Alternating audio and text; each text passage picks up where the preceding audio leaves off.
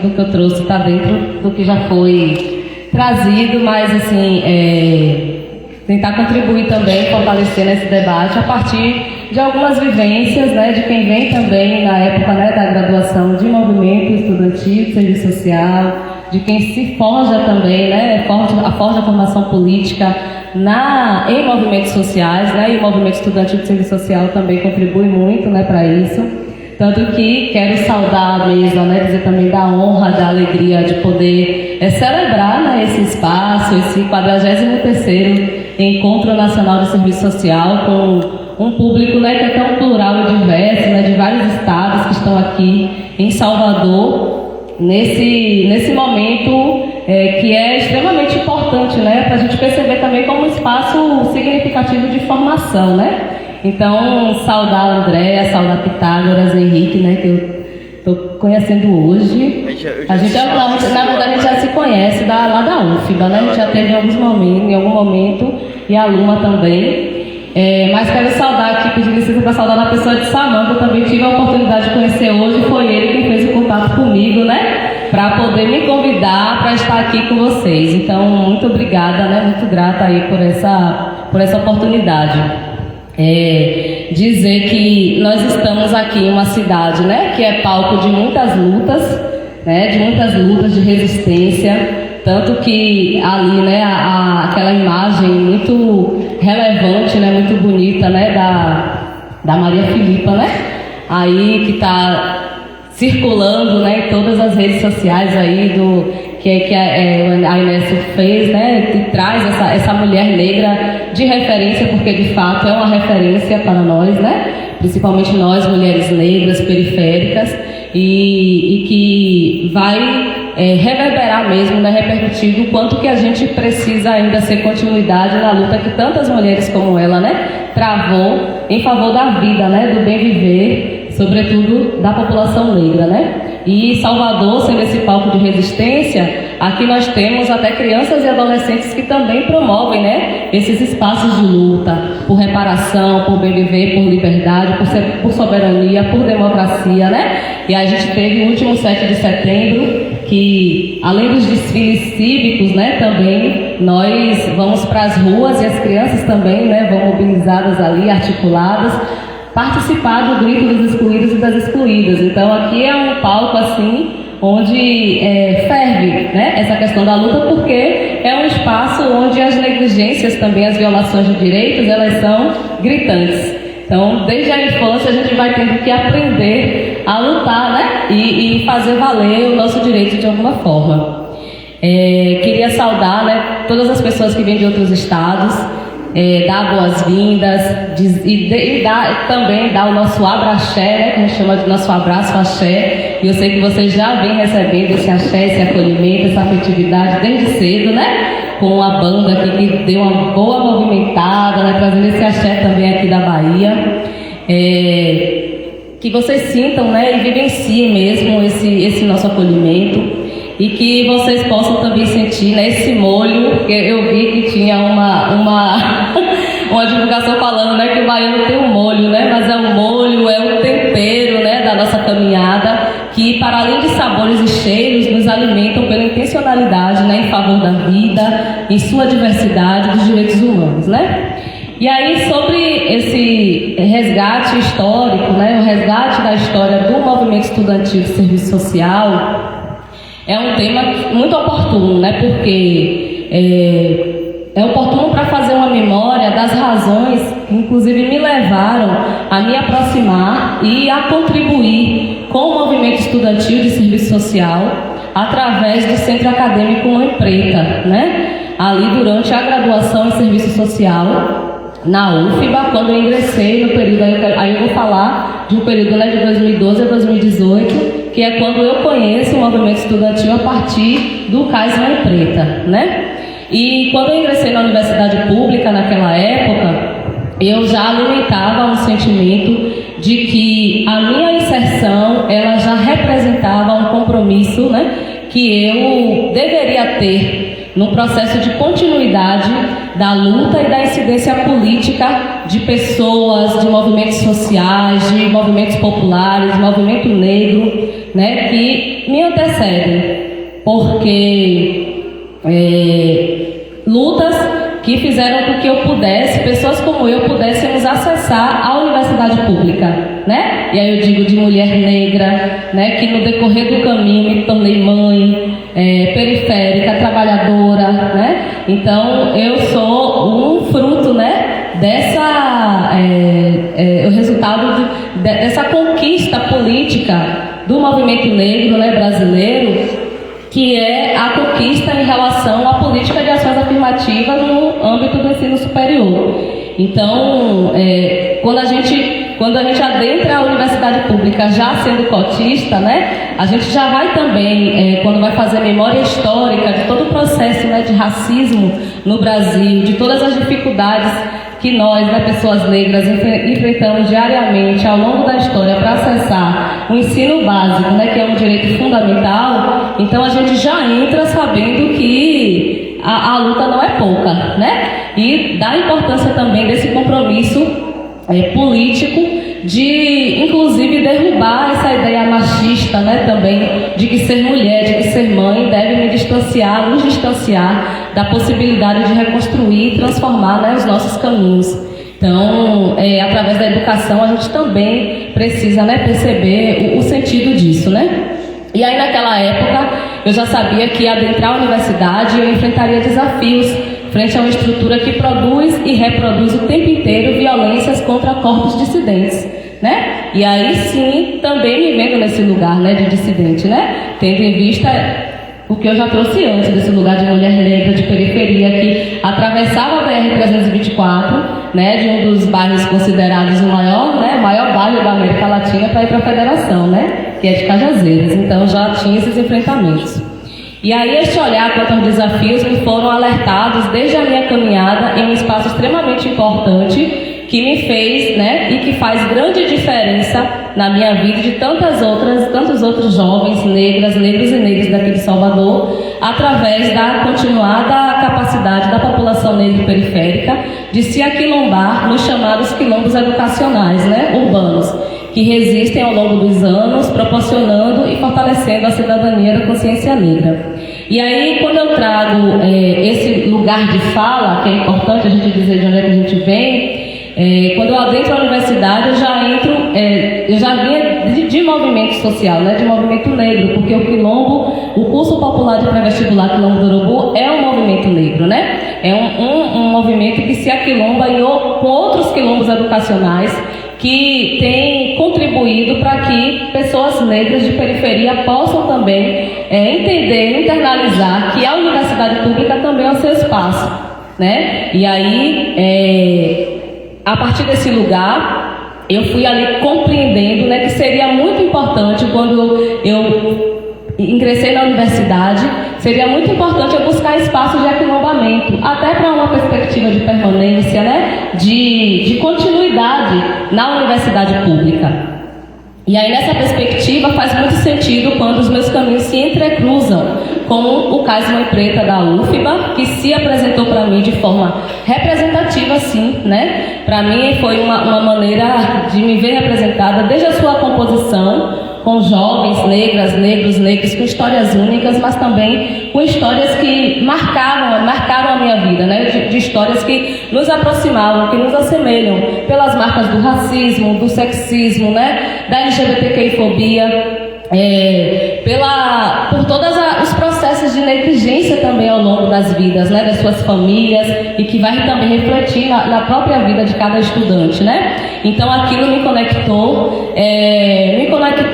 os ideais políticos, né, do movimento estudantil ali a partir do Cais Mãe Preta, porque fazia incidência, né, assim, no âmbito da colegiada, a partir das representações estudantis. Eu tive, né, a possibilidade de vivenciar esse lugar de representante discente na colegiada, né, mas também pautando questões e fazendo incidência na própria estrutura da universidade pública, né? E aí eu fui fazendo memória, assim, da época que a gente ocupou o Conselho Universitário para poder pautar, né, sobre a importância de rever a estrutura do campus de São Lázaro, né, que é um dos campos mais, acho que mais marginalizados da Universidade Federal da Bahia, né, dos campos mais criminalizados e esquecidos, né. Então, aquela época ali, quando eu trago daquele período, acho que de 2014, 2013, 2015, nós fazendo aquele movimento, né, para poder reivindicar coisas básicas que em outros campos a gente vê ali muito bem, né, estruturados, salas climatizadas, reivindicando por ter água para beber, reivindicando porque as cadeiras estavam quebradas e a gente pegou um monte de cadeira e colocou tudo ali no pátio, né, para poder mostrar que aquilo ali não estava condizendo com a estrutura mínima para a gente, né, conseguir estudar, né, e falando da questão da acessibilidade para pessoas com deficiência, falando da necessidade de existir um restaurante universitário no campus de São Lázaro, porque a gente tinha que se deslocar, né, de lá de São Lázaro para ir para Ondina, e aí às vezes fazia ali um caminho, um atalho, né, que existe também um atalho ali que entra pela mata, que dá no outro campus. E aí, essa memória histórica, né, que eu tenho de movimento estudantil de serviço social é de encontros regionais, por exemplo, né, do Nordeste, implicando um corpo docente para estar conosco na luta, né, visto que o objetivo central diz respeito a toda a categoria. Então, a gente já foi dito sobre isso, que não tem como falar de movimento estudantil sem articular com a categoria profissional. Não deve existir esse distanciamento, né? Então, é falar desde a qualificação da formação ao reflexo na nossa prática profissional. Logo, é um movimento que faz frente a um interesse que deve ser, sim, coletivo e articulado com outros setores da sociedade.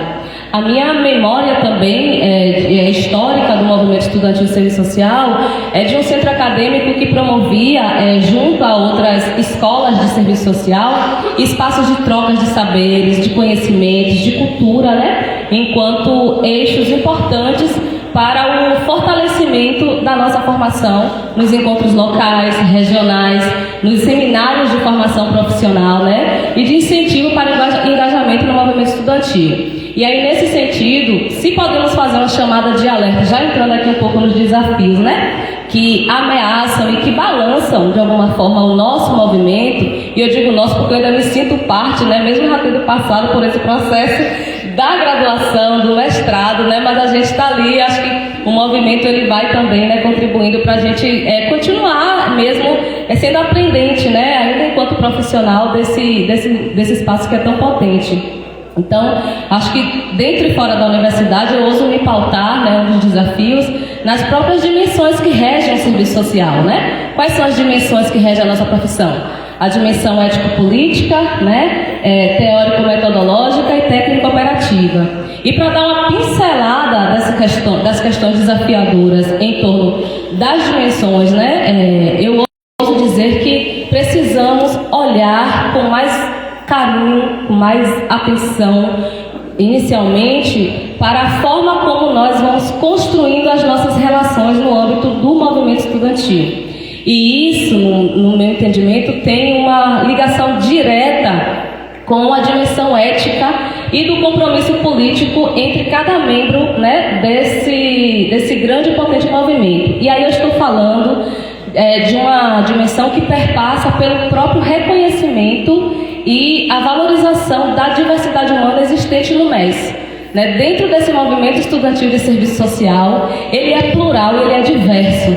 Né? Mas dentro dessa diversidade, há adversidades, há particularidades, há especificidades existenciais, há existências interseccionais e que a gente precisa resguardar, que a gente precisa estar assim, atentos e atentos a isso. Porque não cabe, por exemplo, dentro de um grande movimento, práticas racistas, práticas LGBTQI-fóbicas, capacitistas, xenofóbicas, machistas, sexistas e tantas outras istas, né, que anulam a nossa existência, que negam a diversidade humana. E olha que diversidade humana por exemplo, no mestrado, né, de serviço social da UFBA, é uma linha de pesquisa importante, né? Eu sou mestra em serviço social e a linha de pesquisa que né, estava dentro do que eu venho construindo, dialogando, dentro desse caminho da diversidade humana. Mas no movimento estudantil a gente ainda vê essa coisa, né, de práticas que só reforçam essas estruturas de violência e de violação de direitos.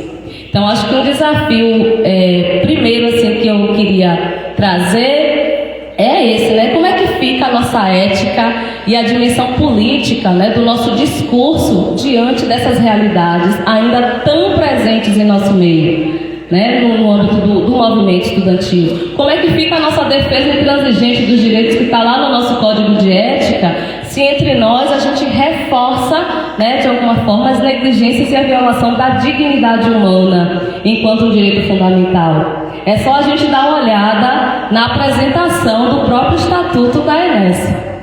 Na apresentação, vem fazendo ali denúncias que são muito preocupantes, né? De denúncias de questões que acontecem nos encontros, nos seminários, né? Que são realizados pelo próprio MES. Então, acho que a gente refletiu um pouco sobre isso. Ligado a isso, é desafiador também nos pautar, e aí a Andrea falava, é desafiador a gente pautar em referenciais teóricos, né, e narrativas que sejam dissidentes contra-coloniais. Por mais que a gente diga assim, não, de fato, a gente precisa repensar a nossa formação, a gente precisa repensar o nosso currículo, né, a gente precisa repensar quais são, né, essas fontes que a gente está bebendo e que está construindo, contribuindo para a formação de assistentes sociais. Será que de fato a gente está mesmo fazendo reparação histórica, né? Fazendo valer que as narrativas construídas, pensadas, né, por pessoas negras, por pessoas travestis, por transexuais, elas sejam parte na nossa formação profissional? E aí vem esse caminho que o comitê, né, também antirracista dos CREs, né, que está tendo uma construção a nível nacional de comitês antirracistas, né, no âmbito da nossa categoria. E aqui na Bahia, né, eu também contribuo com essa construção, junto com a gestão do CRES Bahia, junto ali com a Claudinha, né, junto ali enquanto base também, assistente social da base, construindo esse comitê antirracista para pensar também, né, como que a gente vai tensionando isso no âmbito da nossa categoria, como que a gente vai também contribuindo para romper com essas práticas racistas, porque nós não estamos à parte dessa sociedade que produz e reproduz esses sistemas de opressão. Portanto, a gente precisamos estar mesmo atentos e atentos a isso o tempo inteiro, né? Vigilantes, como a gente fala, porque não está distante a possibilidade de estar reproduzindo também essas violências. Então a gente precisa olhar para isso, né? A gente precisa ver o quanto que essa não formação, né, que também se inclina para o debate dissidente contra colonial, ele vai também refletir nas elaborações dos documentos que a gente faz, né? Nos estatutos, nos cadernos, né? Em vários documentos que a gente vai multiplicando e que compartilha aí a nível nacional. Então isso influencia também, né? Um outro desafio, que talvez aqui eu seja extremamente criticada, mas a gente estava até falando, a gente já vai começar o debate da mesa, porque eu não tenho assim uma concordância com aquilo que, né, que o colega que Távora já trouxe e que a Andrea também trouxe, que é em relação a esse enveredamento, vamos dizer assim, para essa dimensão da política partidária. E aí eu vou dizer por quê. Mas acho isso, né? Não existem verdades absolutas, a gente está aqui para fazer reflexões, né? Então, enquanto movimento estudantil, é pensar mesmo nessas questões. Mas, assim, acho que é oportuno para a gente dialogar. Porque como é que a gente pode construir um caminho, né, de coletividade, de solidariedade, quando se faz essa escolha, né? Sendo que um dos desafios é garantir, por exemplo, a articulação e a participação coletiva sem comprometer essa autonomia que a gente falava, né? Essa autonomia nas decisões, né, no âmbito do movimento estudantil, né? Acho que é uma coisa importante. Sejam eles movimentos estudantis, sociais, populares, vários outros movimentos, que a gente vai ver isso também, o quanto que isso vai fragilizando o movimento negro, o movimento feminista, né? Vários outros movimentos LGBTQIA+, acho que talvez a gente se conecta um pouco nesse sentido da autonomia. Compromete também a democratização interna, né? E a própria transparência de tudo que diz respeito aos movimentos. Acho que compromete o serviço aos interesses públicos, né? Que sejam coletivos, né? O que também pode se perder nesse caminho no meu entendimento, é a dimensão da consciência e organização de base. Porque até se perde o olhar de que também somos classe trabalhadora em muitos momentos, né? Somos base, enquanto base nós não podemos perder de vista essa dimensão que é política e nos mobiliza para uma luta em comum. Então, poderíamos, por exemplo, repensar, eu vou concluir, mas poderíamos, por exemplo, repensar como é que está a nossa articulação com as entidades representativas do serviço social. Como é que está a nossa aproximação com os conselhos, né, nacional e regionais do serviço social? Não seria assim interessante também a gente pensar como que a gente pode nos fortalecer e fortalecer a categoria, tendo mesmo uma incidência, uma participação, né, mais orgânica no âmbito dessas entidades representativas, porque a gente entende também as limitações da representatividade, mas quem faz acontecer as entidades somos nós. E isso eu aprendi também com o movimento estudantil de serviço social, que se eu não me aproximasse, né, à época da graduação, que quem me apresentou o Conselho Regional de Serviço Social da Bahia foi o movimento estudantil, não foi na sala de aula. Eu não escutei de professoras e professores falando, né, com mais aprofundamento sobre a importância da gente se aproximar do Conselho Regional, né? E aí, assim, pelo contrário, escutava muito críticas em relação ao próprio Conselho. Mas quem é que constrói o Conselho? Existem as comissões, né? Com todos os desafios e possibilidades, eu tento construir ali também a Comissão de Gênero, Raça, Etnia e Diversidade, né? Mas é isso, é a gente também que faz acontecer. Estamos nos inclinando para isso. Eu falava também que era para trazer um pouco dessa dimensão técnico-operativa em termos de desafio, né? E aí eu acho que é preciso a gente pensar também sobre as práticas, que com as práticas, as decisões, os caminhos escolhidos no âmbito do movimento estudantil vai refletir na escolha de qual é o perfil de assistente social que eu quero ser.